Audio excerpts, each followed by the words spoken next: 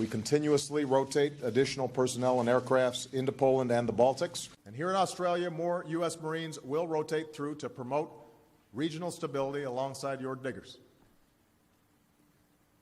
Although I will say, when I went out to Darwin to inaugurate the new rotation of our U.S.